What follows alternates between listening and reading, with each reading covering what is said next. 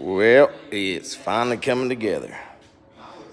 04 Nissan Titan LE Off-Road Edition. It's Moog joints and hubs, upper ball joints, lower ball joints, new hubs, speed sensors, etc. have arrived, and the axles. So, getting ready to put this front end back together. All new, baby.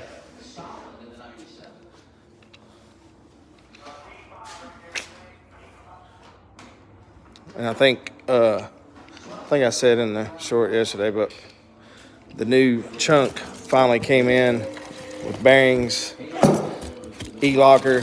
Everything looks to be correct. So I think we can get all this put together. New rear bearings, everything.